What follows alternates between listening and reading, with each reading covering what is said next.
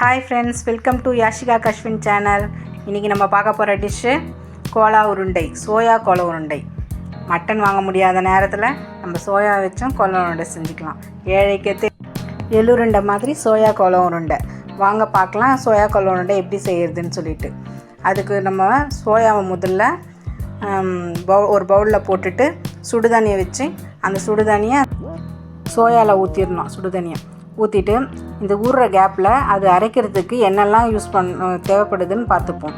அதுக்கு முதல்ல கொத்தமல்லி கொஞ்சம், கருவேப்பிலை கொஞ்சம், 3 பச்சை மிளகாய் போட்டிருக்கேன். உங்களுக்கு காரம் கம்மியாக வேணும்னா 1 மட்டும் போட்டுக்கோங்க. 1 ஸ்பூன் மிளகு, 1 ஸ்பூன் சோம்பு, 1 ஸ்பூன் இஞ்சி பூண்டு பேஸ்ட்டு, பொட்டுக்கடலை ஒரு 50 கிராம் எடுத்துக்கோங்க, போதும்.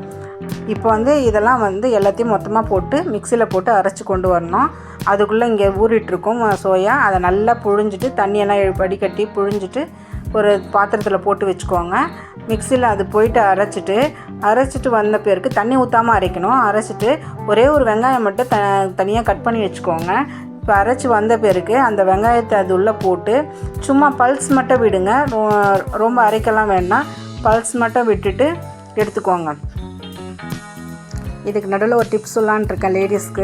லேடிஸ் சாரீ கட்டும் போது அந்த சாரியில் ஃப்ளீட்ஸ்க்கு பின் போடுவோம்ல, புடவை ரொம்ப சாஃப்டாக இருந்ததுன்னா அந்த பின் அது உள்ளே மாட்டி புடவை கிழியும்.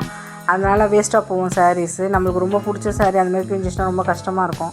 அதுக்கு என்ன பண்ணலான்னா அந்த சேஃப்டி பின்னில் ஒரு பீட்ஸ் அதை மணி கழுத்தில் போடுவோம்ல மணி, அந்த மணியை ஒன்று அது உள்ளே போட்டுட்டு சாரீ பின் பண்ணிங்கன்னா சாரீ கிழியாது. மணி இல்லைன்னா இந்த நார்மல் ரஃப்யூஸ் கம்மல் இருக்குல்ல, ஃபேன்சி கம்மல், அதில் பின்னாடி ரப்பர் வரும் பாருங்க, மெலிசா குட்டியாக, அந்த ரப்பரை அது உள்ள பின்னுள்ள போட்டுட்டு அதுக்கப்புறமா நீங்கள் சாரீ பின் பண்ணிங்கன்னா சாரியும் கிழியாது, சேஃப்டியாக இருக்கும். இதுதான் என்னோடய டிப்ஸு. வெங்காயம் ஒரு பல்ஸ் விட்டு எடுத்துக்கிட்டிங்களே, அந்த விழுதை எடுத்து ஒரு பவுலில் போட்டுக்கோங்க. அதுக்கப்புறம் இந்த சோயாவையும் புழிஞ்சு வச்சுருக்கோம்ல, அதையும் மிக்சியில் போட்டு அரைச்சி எடுத்துக்கோங்க.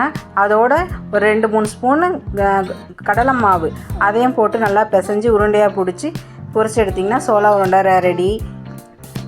இந்த வீடியோ உங்களுக்கு பிடிச்சிருந்தால் லைக் பண்ணுங்கள், ஷேர் பண்ணுங்கள், கமெண்ட் பண்ணுங்கள். மெயினாக சப்ஸ்கிரைப் பண்ணுங்கள். சப்ஸ்கிரைப் பண்ணிவிட்டு பெல் பட்டன் ப்ரெஸ் பண்ணி அதில் ஆல் கொடுங்க. அப்போ தான் நான் போடுற வீடியோஸ் எல்லாம் உங்களுக்கு அப்பப்போ உடனே வந்து சேரும். கண்டிப்பாக கமெண்ட் பண்ணுவீங்கன்னு நம்புகிறேன். ட்ரை பண்ணி பாருங்கள். கண்டிப்பாக ஈஸியாக இருக்கும், டேஸ்டியாகவும் இருக்கும். இது சாஸ் தொட்டு சாப்பிட்டா ரொம்ப நல்லாவே இருக்கும். தேங்க்யூ, பாய்.